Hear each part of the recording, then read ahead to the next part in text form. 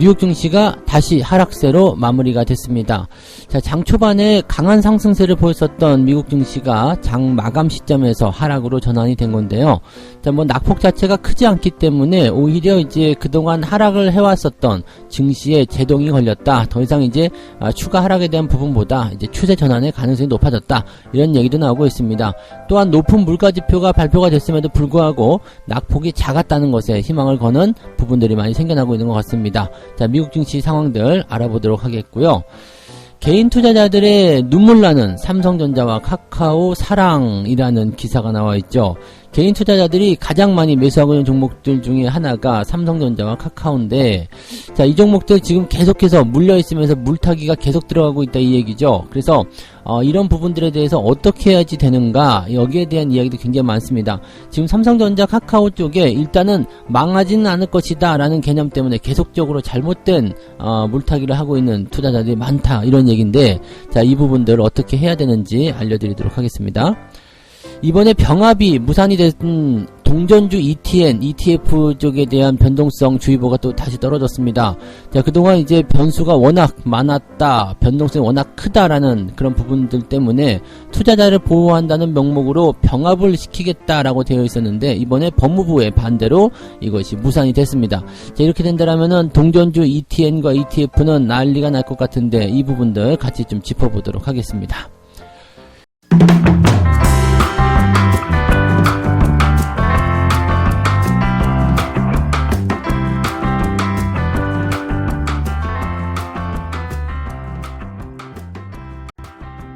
네, 반갑습니다. 오늘은 4월 13일 수요일입니다. 자, 또 한 주의 중간에 걸쳐져 있고요. 만기를 하루 앞둔 시점입니다.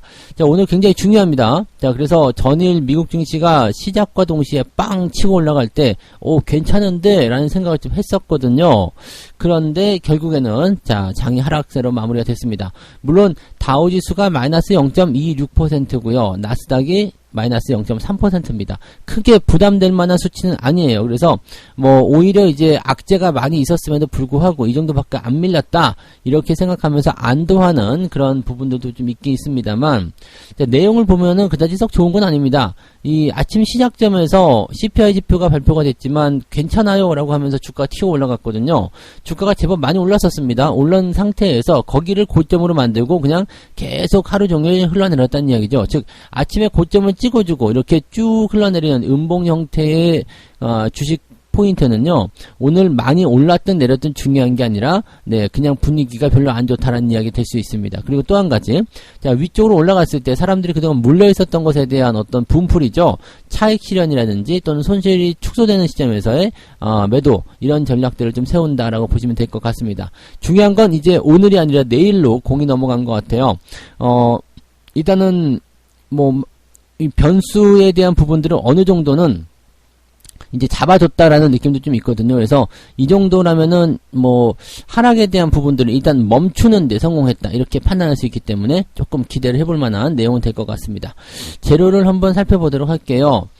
CPI가 이제 가장 중요한 포인트였죠. 소비자 물가지수가 지금 전월보다 1.2% 올랐고, 같은 기간, 지난해 같은 기간보다는 8.5% 상승했다. 예상치가 8.4%였어요. 근데 역시 예상했던 대로 예상치보다 조금 더 웃도는 수준의 모습이 나타났습니다. 그런데 시장이 조금 긍정적으로 받아들인 내용은 뭐였냐면, 변동성이 크게 나타난 음식과 에너지를 제외하고 나니까 이게 이제 근원 CPI라는 건데, 이 근원 CPI는 전월보다 0.3% 상승하고 전년 대비 6.5% 올랐다라고 되어 있습니다. 전년 대비 상승률 같은 경우는 굉장히 높습니다. 그렇지만 이 전월 대비, 즉 지난달 대비해서 상승률은 예상치가 0.5%였는데 지금 0.3밖에 안 올라간 거죠. 그래서 이 근원 CPI가 이제 감소했다라는 이야기, 좀 이제 상승률이 둔화됐다라는 이야기, 이게 이제 중요한 포인트로 작용이 된 것 같아요. 그러다 보니까 이제 물가가 고점에 이르렀다. 이제는 점점점 물가의 상승률이 낮아질 것이다. 근데 이 이야기는 한 두세 달 전에도 들었던 것 같지 않습니까? 뭔가 데자뷰 같은 느낌이죠? 이 이야기 어디서 들어본 것 같은데? 그런 생각들. 자, 물가가 이제 고점에서 점점 둔화될 것이다. 이 이야기는 몇 달 전에도 계속 나왔던 이야기인데, 뭐 여전히 이게, 해소되지 않고 있는 모습이긴 하죠. 자, 물가는 근데 어쨌든 간에 오르기야 계속 올라가겠지만, 이런 식으로 사상 최고 기록을 계속해서 깨고 넘어갈 수는 없는 부분입니다. 그래서 뭐 시간이 조금 필요할 수도 있긴 있습니다. 그렇지만은 그런 부분들을 감안한다고 하더라도 지금 물가 수준이 제법 높은 수준이고 사상 최고치 계속 찍고 있는 상태이기 때문에 이런 상태에서 이제 상승폭이 둔화가 된다는 거 어느 정도 예정이 되어 있다라고 볼 수 있는 부분이 좀 될 것 같아요. 그래서 그런 부분 참고하시면 될 것 같고, CPI를 발표한 이후에는 이제 국채금리가 장중 2.67%까지 떨어졌다. 이제 2.67%요. 와, 뭐 예전에는 1.5만 올라가도 뭐 어마어마하다 했었는데 2.67이요. 이제 어느 정도까지 충분히 많이 올라간 부분이긴 한 것 같습니다. 자, 근데 지금 이게 이제 둔화가 된다라는 어떤 기대치를 가지고 있으면 시장 분위기는 좀 개선될 수 있는 가능성은 좀 있어요. 그래서 뭐 금리 인상에 대한 부분들을 또 살펴보긴 해야 되겠습니다만, 일단 물가 지표 하나만 놓고 본다라면은 생각했던 것 보다는 네, 걱정거리가 조금 줄어져 있는 상태다. 뭔가 이제 이번까지는 우리가 어느 정도 예상했지만 이제 이 이후의 상황에서는 그래도 뭔가 기대해볼 만한 게 있지 않겠느냐라는 식의 시장 안도감이 좀 생겼다라고 보시면 되겠고, 시장 역시도 마찬가지죠. 뚝뚝 떨어지던 모습에서 일단은 낙폭이 확 줄어드는 모습. 즉 중요한 건 뭐예요? 멈춰. 네, 일단 하락을 계속하던 것을 멈추라는 이야기죠. 멈추고 난 다음에 행동이 돼야 되는 겁니다. 그러니까 그 부분들, 네, 멈춰. 일단 이게 됐다는 게 제일 중요하다고 보시면 될 것 같아요. 그래서 이거 CPI 지표는 걱정했던 것보다 괜찮은 것 같아요. 그래서 오히려 이제 시장에 조금 네, 반등 가능성을 줄 수 있는 그런 재료로 보여지지 않나 생각이 되는 모습이고요. 자, 그 다음에 이거 말고 이제 금리와 관련된 부분, 긴축과 관련된 부분에서는 여전히 뭐 좀 나쁜 소식들이 있는 것 같습니다. 브레이너드 연준 부의장 지명자, 이 사람이 완전히 이제 매가 됐어요. 매. 네, 아주 날카로운 그런 쌈땅이 돼버린 것 같은 느낌인데 계속적으로 이제 비둘기적 발언을 해왔었던 사람이었는데 갑자기 매파로 들어서니까 사람들이 좀 당황하고 있는 것 같습니다. 인플레이션이 너무 높다라고 얘기하고 있습니다. 아무래도 이제 여성이다 보니까 저게 좀 있는 것 같아요. 장바구니 물가에 민감한 게 아닐까 이렇게 생각이 좀 들기도 하고요. 자, 아무튼 인플레이션이 너무 높다라고 이야기를 하면서 연준의 긴축 필요성을 재차적으로 강조했다. 이 브레이너드 이사는 이제 원래는 이제 비둘기적이었어요. 그래서 괜찮아요, 뭐, 이렇게 천천히 가면 돼요, 라고 얘기를 했어요. 근데 그런 비슷한 얘기도 있었죠.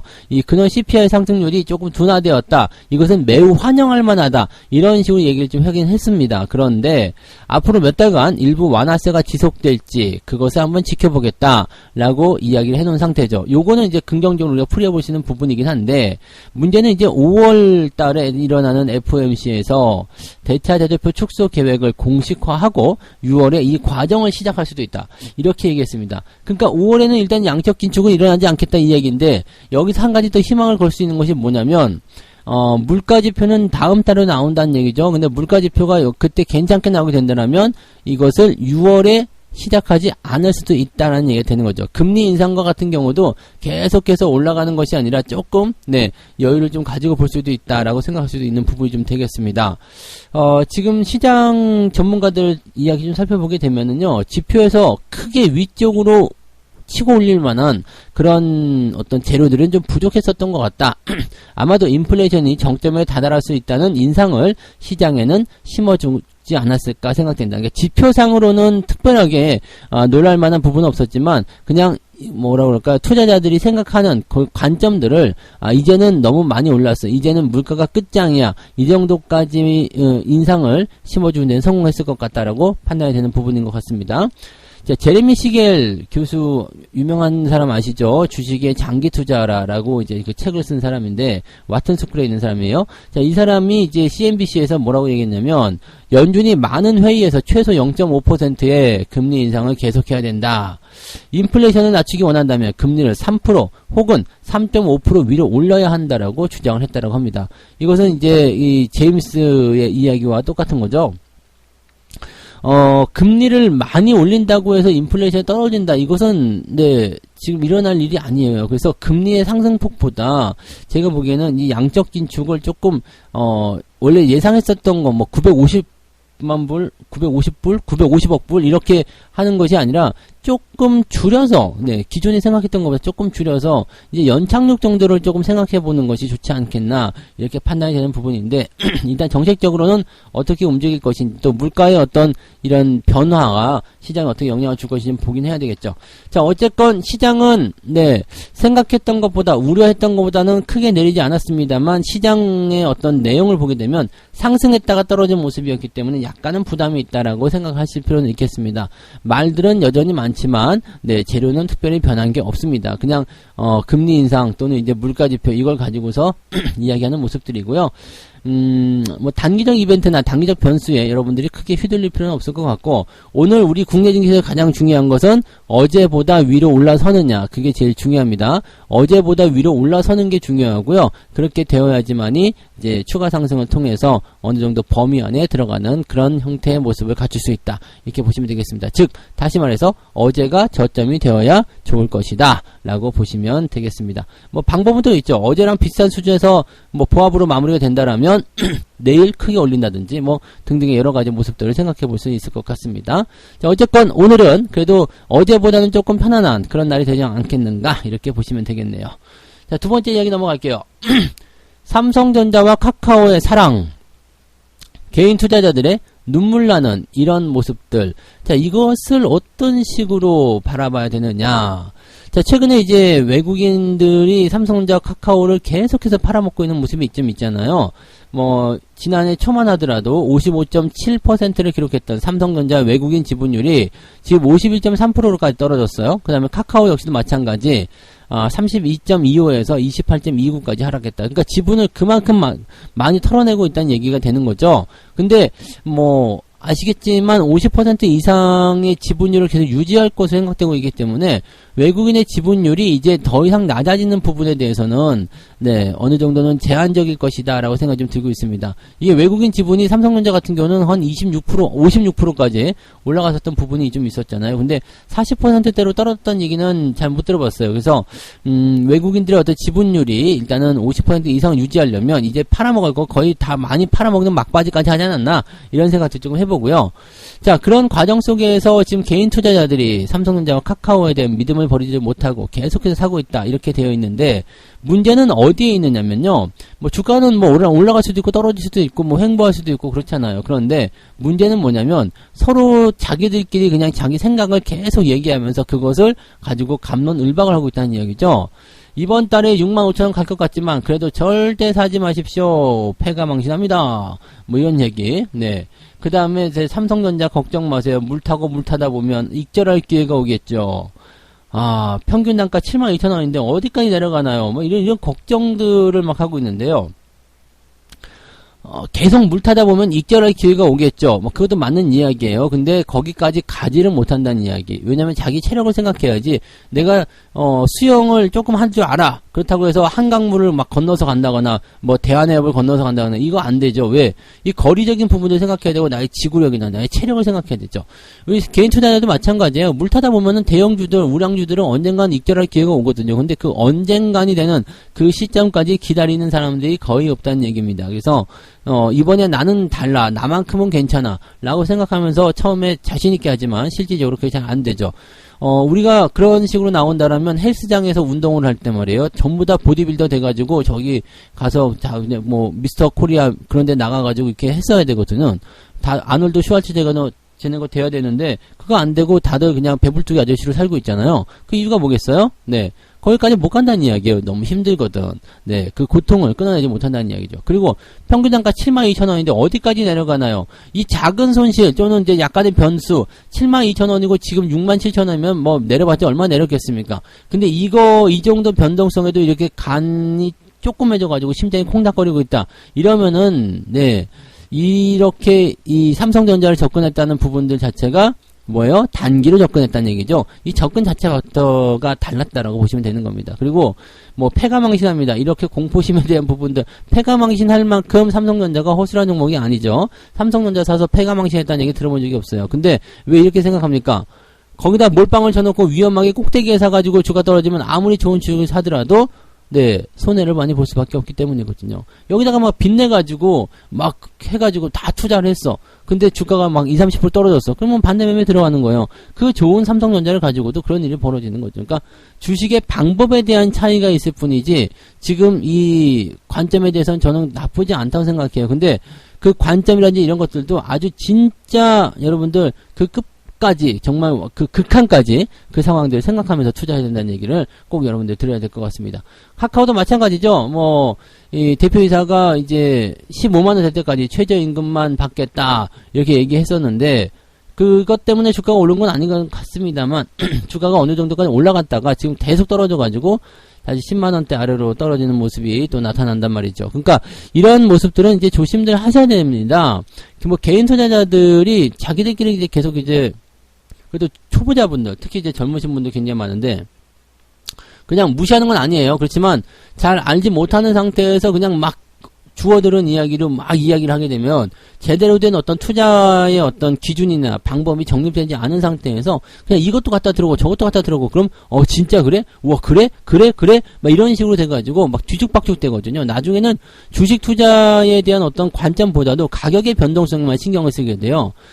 내가 주식 투자를 왜 하고 있는지에 대한 어떤 그런 이해도가 떨어져 버리게 되는 거고, 그 다음에 결과적으로는 이 부분이 나빠지게 되는 거죠. 여러분들 결혼하실 때 생각해봐요. 너무너무 좋아서 집에 데려다 주기 싫으니까 그냥 내가 너 집에 데려다주고 밤새도록 그냥 서로 집에 데려다주다가 에이 안되겠다 우리 같이 살자 해서 결혼하게 되는 그렇게 아주 그냥 충만했었던 부분이었는데 결혼하고 나면 어떻게 되죠? 인간아 돈 벌어와 너는 집에 사는 게 뭐야 뭐 이런 게 나오죠. 네, 그런 상황이 되는 거야. 그러니까 여자는 남자한테 야 나가서 돈 벌어 쥐꼬리만한 월급 가지고 뭐 하는 거야 이렇게 되는 거고 남자는 넌 집에서 뭐 하는 거야 애가 교육을 어떻게 시키는 거야 뭐 이런 식으로 막 나오죠. 그러니까 이게 변한다는 거죠. 가치관이. 그래서 원래 그 본질적인 부분들을 잊어버리게 되고 그냥 눈앞에 보이는 현실에만 여러분들이 마음이 동요하게 된다는 얘기입니다. 이거를 여러분 잘 잡으셔야지 돼요. 그래서 내가 처음에 주식을 어떻게 접근을 했었나라는 그 초심으로 좀 돌아가시기 바랍니다. 이 순간순간 변하는 이런 부분들에 있다면 천하의 삼성전자가 아니라 그 어떤 주식을 갖다 놔도 여러분들은 실패할 수밖에 없다는 겁니다. 그래서 이 삼성전자와 카카오 지금 그냥 현재 시점만 따지고 본다면 계속적인 물타기는 좋지 않습니다. 이렇게 해서는 결코 돈을 벌 수가 없죠. 그래서 지금 일단은 이것도 멈춰가 되어야 되네요. 멈춰. 물타기 멈춰. 주가가 올라갈 때 사도 늦지 않아. 그때까지 버티고 그 다음에 주가가 올라간다면 괜찮아진다. 비중이 커지게 되면 주가가 조금만 움직여도 굉장히 힘들어요. 그러니까 여러분들 이 부분들이 좀 자신이 없다거나 뭔가 잘 안 된다 싶으면은요 처음부터 다시 마음가짐을 새롭게 잡으셔야 되는 걸 꼭 명심해 드리고 싶습니다. 이 부분 꼭 기억하시기 바랍니다. 네, 조금 너무 안타까워요. 이런 부분들 진짜 너무 안타깝습니다. 이거 조금만 마음 바꾸면 되는 거, 조금만 생각 바꾸면 되는 건데 이거를 이렇게까지 하고 있다는 것은 조금 진짜 안타까운 부분 중에 하나가 아닐까 생각되네요. 네. 세 번째 이야기 넘어갈게요. 병합이 무산된 동전주 ETN. 네, ETN입니다. ETN. 상장지수증권. 이렇게 되어 있는데, 뭐, 사실 이거는 이제, 뭐, 채권 형식이죠. 네. 마지막에 이제 N이 이제 노트예요. 그래서 그 채권의 형식인데, 근데 원금, 그게 안 돼요. 네, 원금, 뭐라고 해야 되지? 원금 보장이 안 되고, 이제 손실이 발생할 수 있는 채권의 성격이다. 이렇게 되어 있습니다. 이게 익스체인지 트레이드 노트라고 되어 있어요. ETN이. 그래서, 상장지수 증권, 이렇게 쉽게 그냥 이야기하는 거고, ETF는 이제 상장지수 펀드, 뭐, 이렇게 얘기되어 있죠. 자, 근데 이 ETN과 ETF, 뭐, 다 좋은 거예요. 왜냐면 이제, 워낙 이제 변동성이 좀 있기도 하고, 뭐, 등등의 그런 게 있지만, 원래는 이렇지 않았거든요. 그래서, 그냥 편안하게 우리가 이제 주식 투자하기 어려우면은 ETF 사세요 뭐 이런 것처럼 네 이 뭐 특정 어떤 상품에 대해서 특정 어떤 그 지표라든지 뭐 그런 것들에 대해서 추종하는 그런 형태의 채권 형태 아니면 이제 펀드 형태 이런 식으로 되는 거라서 상당히 안정감이 있는 그런 부분이다라고 생각을 했었던 상품 중에 하나입니다. 근데 파생 상품이라는 거를 생각하긴 해야 되겠지만, 이제 파생 상품이라고 하더라도 뭐 그렇게까지 좀 뭐 위험도가 높다거나, 파생 상품이지만 상당히 안정화되어 있는, 그래도 한번 해볼 만한 그런 정도로 좀 보실 수 있는 부분 중에 하나거든요. 왜냐면 지수를 추종하기 때문에. 그런데 이게 되게 좀 뭐라 그럴까요? 변동성이 커졌었던 게 언제부터였냐면, 그 코로나 상황으로 인해 가지고 2020년 국제 유가가 마이너스까지 떨어질 때였죠. 자, 이렇게 되면서 아주 뭐 난리가 났어요. 그때 뭐 원유 곧버스 뭐 이런 거 뭐 난리 났잖아요. 그래서 그런 부분들이 생기게 되면서 이제 이것이 주목을 받기 시작했어요. 이 변동성이. 2020년도에 이 원유 선물 ETF가 15,000원을 1월 달에 기록했었는데 4월 말에는 300원까지 추락했다는 얘기죠. 그러니까 2000%, 괴리율이 2000%요. 2000%가 만들어지게 되면서 아주 그냥, 네, 엄청난 상황이 좀 벌어졌던, 상품의 실제 가치보다 220배 이상, 비싸게 산 사람들. 그래서 완전히 뭐 큰 손실을 보게 되는, 그 당시에 뭐 많았었죠. 이번에 뭐 니켈이라든가, 지난번에, 홍콩, 뭐 이런 것들도 전부 다 이제 뭐 그쪽은 이제 ELS나 이런 쪽도 포함되겠지만, 파생 상품이 이렇게 좀 위험한 부분이 좀 있어요. 근데 이것이 이제 더 위험해진 것이 뭐냐면, 최근에, 이 동전주 ETN 이런 것들이 나오기 시작했다는 거죠. 그러니까 이 동전주 ETN 같은 경우가 뭐 보통 이제 원유, 천연가스 이런 쪽, 철광석 이런 쪽입니다. 왠지 아시죠? 이거는 저기 러시아 우크라이나 사태 때문에 지금 또 이렇게 변화가 된 건데, 국제 정상이 이렇게 변할 때마다 이런 그 ETN 이런 것들이 이런 식으로 변동성을 크게 보일 수 있는 이런 가격대가 떨어진다는 건 좋지 않은 이야기죠. 지금 이 ETN 같은 경우는 매매 호가가요 5원이에요. 5원. 네, 한 틱에 5원입니다. 매매 단위가 5원이에요. 그 호가 단위가 5원이면 어떻게 되겠어요? 이게 만약에 지금 135원짜리가 하나가 있습니다. QV 인버스 레버리지 WTI 원유 선물 ETN인데 이게 이제 135원이거든요. 근데 5원이 변한다 그러면 어떻게 되겠습니까? 적어도 3%, 4%, 3에서 4% 정도 그냥 호가나만 올려도 3에서 4%가 변동을 하는 거예요. 그러니까 이거 얼마나 대단합니까? 단타 치시는 분들 입장에서는 3에서 4% 뛰기 먹으려고 얼마나 노력을 많이 하는데 이거 장난 아니잖아요. 3에서 4% 정말 뭐 호가 조금만 변하면은 10% 그냥 20% 금방금방 변동이 나타난다는 얘기지. 그러니까 이런 거를 보고 있으니까 단기적 시세 차익을 노리던 단타꾼들이 득실할 수밖에 없다. 가격도 싸니까 만만해. 소액 가지고 하기 너무 좋은 거지. 그러니까 이렇게 막 들어오게 된다는 얘기입니다. 그러니까 이렇게 되니까 변동성이 너무 크다. 그래서 이걸 좀 없애기 위해서는 어떻게 하면 좋아요?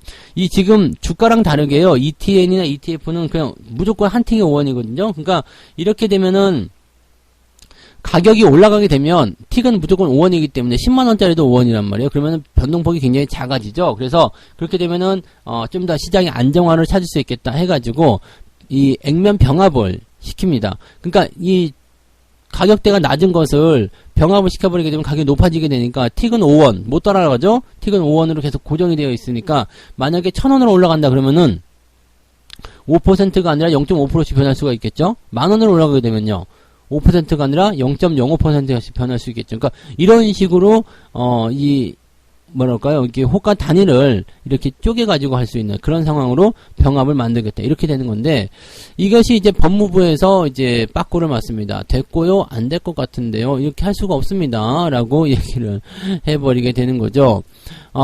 물론 이제 뭐 법으로서는 이제 금지되어 있다라고 하지만 이 부분은 이제 뭐 법을 좀 뜯어고치면 되지 않겠느냐 이럴 수 있어요. 근데 상법을 뜯어고칠 가능성은 별로 없을 것 같고, 왜냐면 시장 규모가 굉장히 작잖아요. 그래서 ETN은 안 하시는 분들도 많잖아요. 그러니까 이것을 뭐 뜯어고칠 가능성은 별로 없다라는 부분에서 본다라면 네, ETN의 분할 합병은 사실상 불가능한 것이다라고 되어 있습니다. 그래서 법적인 어떤 제도, 네.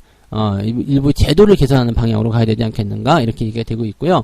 여러분들 동전주 쪽에서도 이제 주식 같은 경우는 그래도 그나마 좀 덜하지만 이렇게 파생상품 쪽은요 이 변동성이 워낙 크게 나타나고 또 그걸 노리고 투자하시는 분도 계시겠지만 가급적이면 그런 투자는 하지 않도록 하시는 게 좋다라고 말씀을 좀 드릴 수가 있겠습니다. 뭐 잘 모르고 있었던 분도 계시겠지만 그런 세계가 있구나라고 생각만 하시면 될 것 같고요. 그냥 여러분들은 좋은 주식 잘 심어가지고 그런 좋은 결과들 계속 이끌어내시는 그런 투자를 해 나가셨으면 좋겠습니다.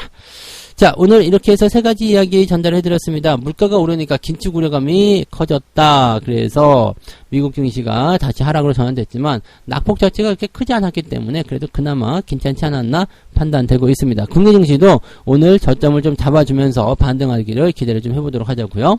개인 투자자들의 삼성전자와 카카오 사랑, 이거 정말 눈물 난다라고 되어 있는데 눈물 날 수밖에 없어요. 저런 식으로 계속 매수를 하게 되면 이 접근 자체, 그 다음에 이 주식을 바라보는 관점, 그 다음에 방법, 이 모든 것이 잘못됐죠. 그리고 지금 초심을 다 잃었다고 생각이 돼요. 일단은 손실이 나가다 보니까 눈이 뒤집힌 그런 모습일 수도 있겠는데 초심을 다시 찾도록 꼭 한번 노력하시기 바랍니다. 무조건적인 사랑은 오히려 좋지 않아요. 네. 자, 그 다음에 병합이 무산된 동전주 ETN 워낙 변동성이 크기 때문에 단타 해장이 되고 있다. 네. 뭐 그들의 세상이라고 생각하시는 게 좋습니다. 네, 이런 것들은 뭐 파생 상품을 통해서 뭐 자기들이 팔아먹기 위해서 뭘 하기 위해서 이렇게 만들어 놨겠지만 그냥 여러분들은 그냥 손대지 않고 그냥 다른 쪽으로 보시는 게 낫습니다. 이렇게 일단 야 그쪽에 하면은 먹을 게 많대더라 해가지고 그런 마음으로 주식 투자로 접근하게 되면은 결과적으로는 벌어먹을 게 별로 없다는 얘기가 됩니다. 좋은 주식에 치 잘 뿌리시고 그거를 내 기준으로 삼고 그렇게 쭉 정진해 나가시면 좋은 결과가 분명히 있으리라 생각합니다. 자, 오늘 여기까지 하고요. 네, 책 한 곡지 읽고 마무리합니다. 시장은 허풍을 좋아한다. 그리고 기업 실적의 일상적인 등락을 지나치게 반영하는 경향이 있다. 투자자들의 관심이나 열정이 조금만 사라져도 그러한 주가들은 형편없이 떨어질 수가 있을 것이다. 자, 허풍 좋아하고 그 다음에 일상적인 등락을 너무나 지나치게 반영한다. 즉 뉴스나 매스컴에서 너무 시끄럽게 떠든다는 이야기예요.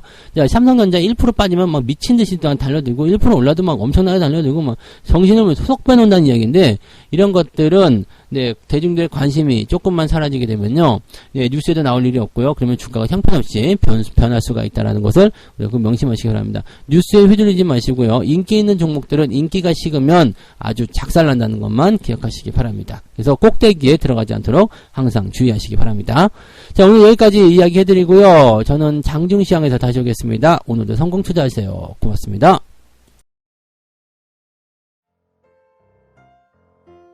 본 방송에서 제공되는 모든 정보는 투자 판단의 참고 자료이며 투자의 최종 책임은 본 방송을 이용하는 본인에게 있습니다.